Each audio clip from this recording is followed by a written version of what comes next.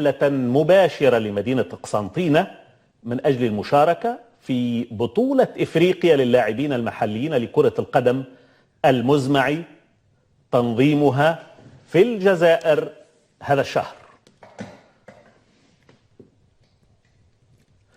جاء ذلك بحسب بيان للجامعة المغربية لكرة القدم كشفت فيها أنها راسلت الاتحاد الإفريقي لكرة القدم بخصوص احترام بنود دفتر التحملات لاستضافة البطولات الإفريقية، خاصة فيما يخص تسهيل ظروف المنتخبات المشاركة في هذه المسابقة.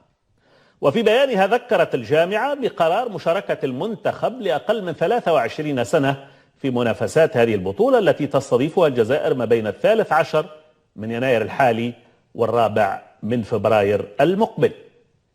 طلبت الجامعة بسفر المنتخب المغربي إلى مدينة قسنطينة التي ستستضيف مبارياته في هذه البطولة عبر رحلة مباشرة انطلاقا من مدينة الرباط وبواسطة طائرة خاصة للخطوط الملكية المغربية الناقل الرسمي للمنتخبات الوطنية. لوحت الجامعة بأنه في حال رفض طلبها فقد قررت عدم المشاركة في هذه البطولة. في سياق الرياضة أيضا نوه الرئيس الجزائري عبد المجيد تبون في الأيام الأخيرة بالإنجاز الذي حققه المنتخب المغربي في كأس العالم الأخير بقطر بعد تأهله إلى دور نصف النهائي وإنهائه المنافسة في المركز الرابع. وفي هذا الصدد قال تبون في حوار له مع صحيفة لو فيغارو الفرنسية إنه قام بالتصفيق على المنتخب المغربي، مضيفا أنه فعل ذلك لأن الشعب المغربي صفق للجزائر كذلك بعد فوزها بكأس إفريقيا في 2019. وأضاف رئيس الجزائر في الحوار ذاته أن المنتخب الوطني المغربي قام بتشريف الكرة المغاربية والعربية في نهائيات كأس العالم في قطر.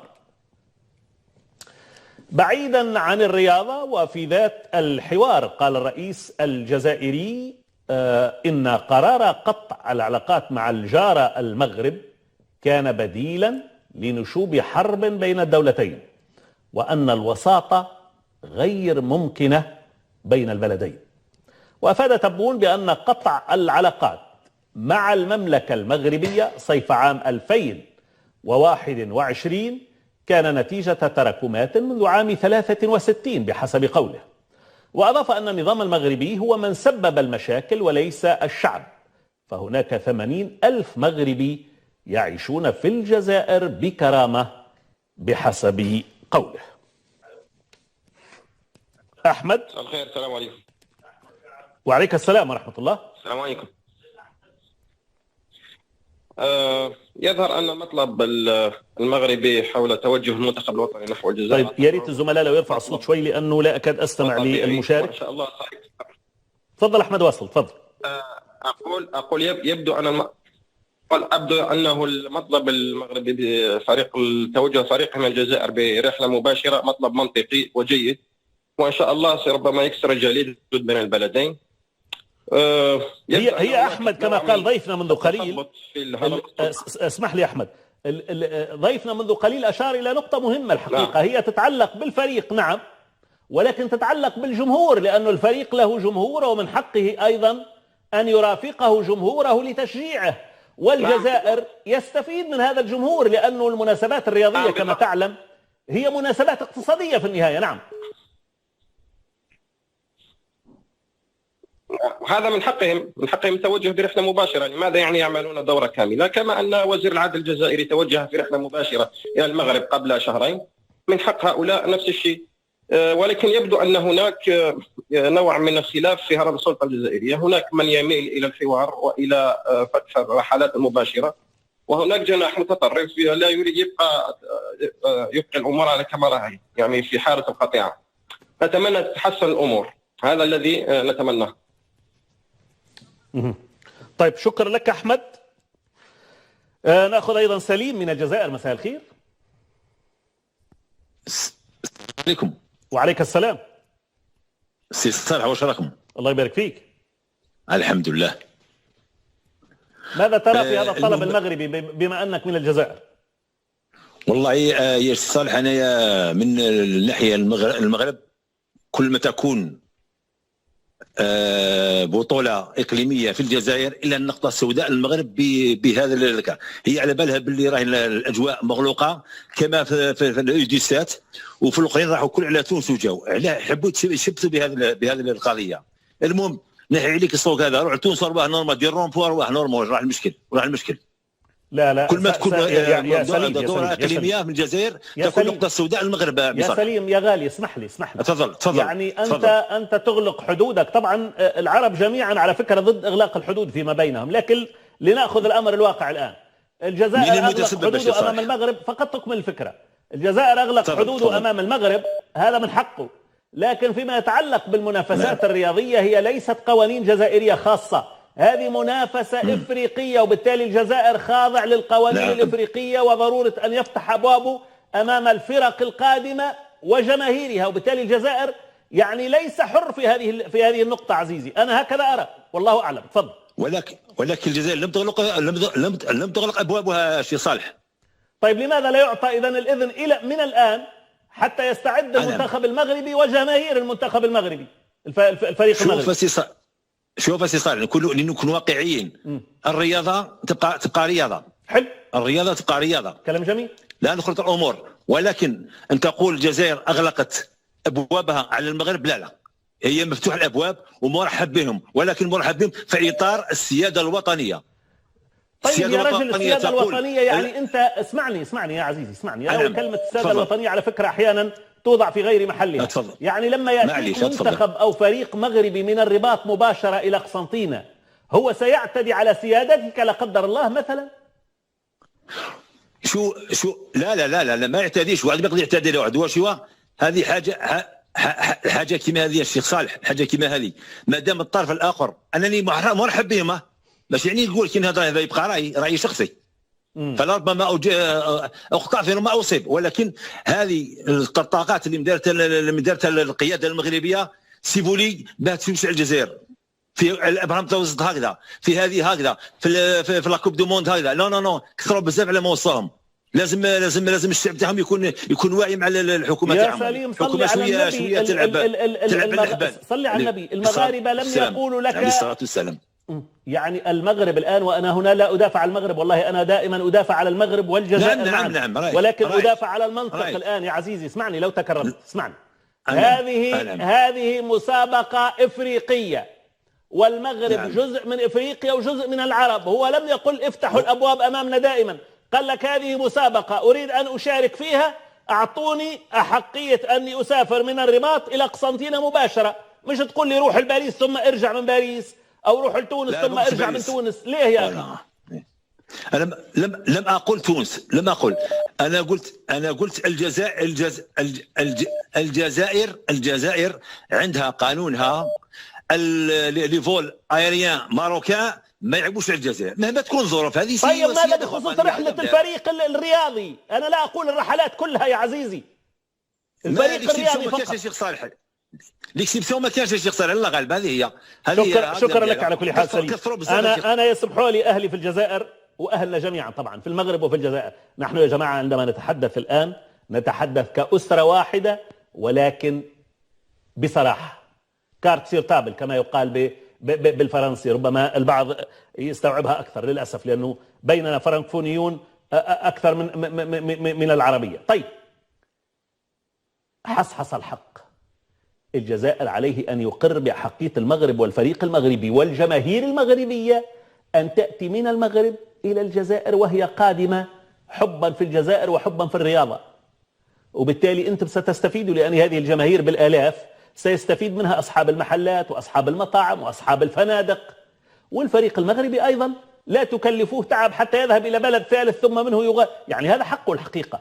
أنا أرى أن الحق في هذه النقطة يميل لصالح المغرب والله أعلم. أحمد من فرنسا. أحمد. السلام عليكم أخي صالح. وعليك السلام. أخي صالح، نتمنى والله العلي العظيم كجزائري نتمنى من الرئيس تبون أن يوافق على هذا الطلب. يوافق. لماذا؟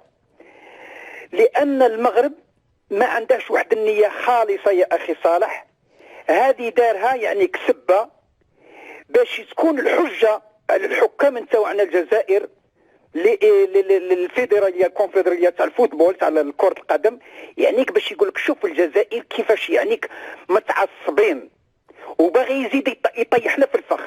لهذا الحكام نتاعنا ما يكونوا اذكياء ويوافقوا هذا الشيء، مهما لو كان حتى يوافقوا يا اخي صالح، وانت راك على بالك وتعرف خير مني هذا الصوالح. يعنيك من بعد يقول لك شوف كيفاش ركعنا الجزائر، ركعناها حتى قبلت، واكثر من هذا واش تيعاود يقول؟ ياك راك شت يا اخي صالح في القمه العربيه، ياك الملك محمد سيس معروض وما جاش، جا بوريطه، وبوريطه بوريطه واش تبقى يدير فيها؟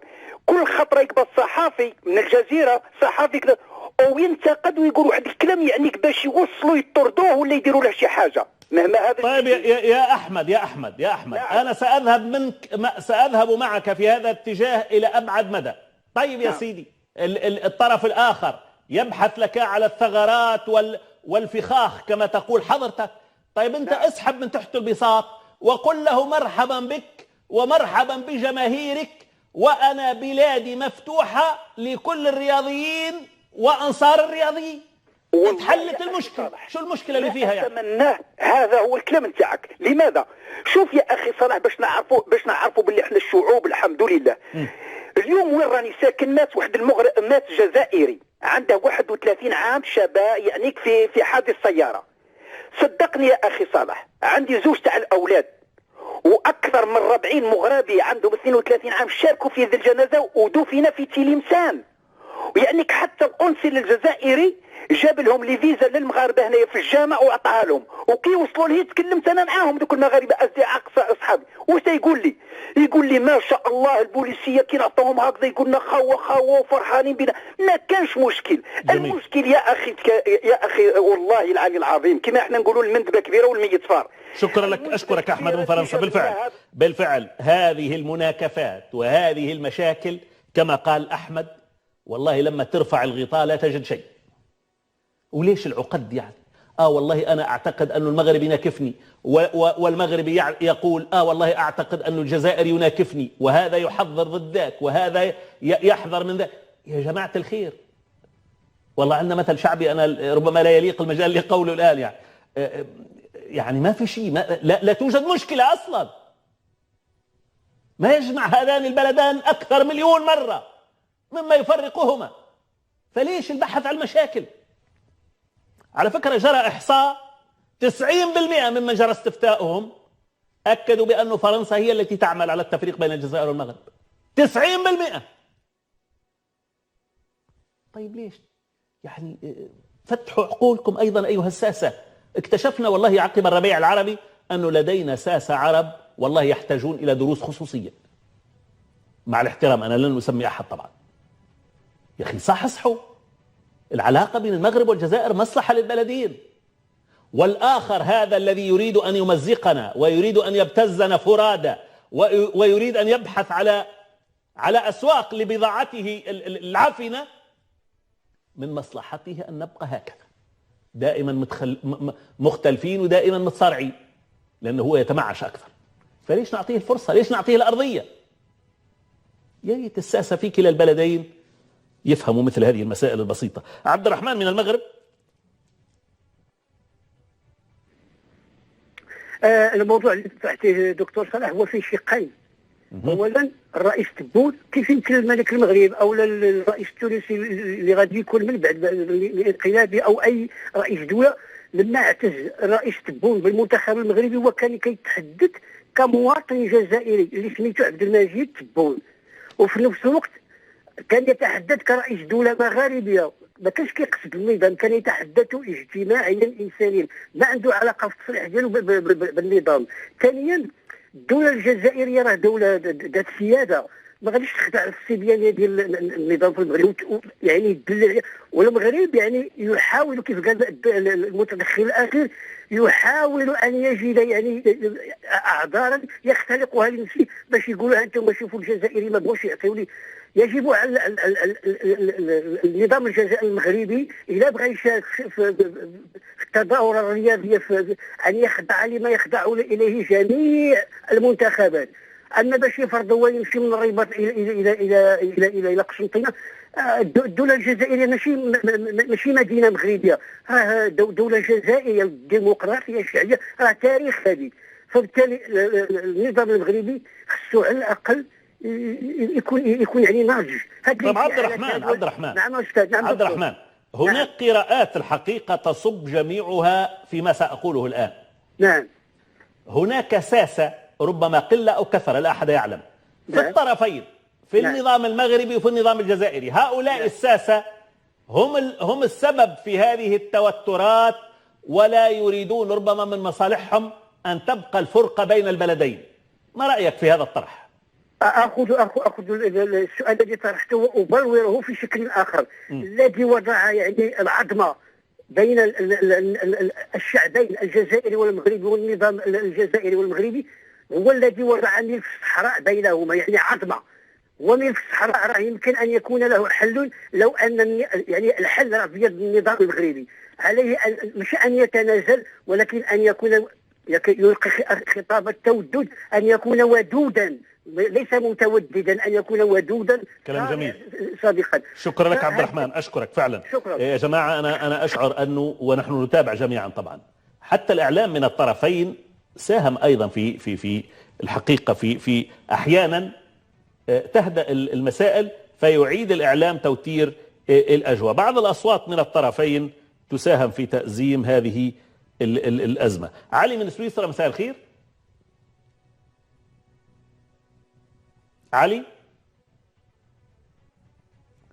علي من سويسرا، يبدو غادرنا علي. على كل حال بإمكانه يعيد الاتصال. ننتقل إذن ليمينة من الجزائر. مساء الخير. السلام عليكم. وعليك السلام.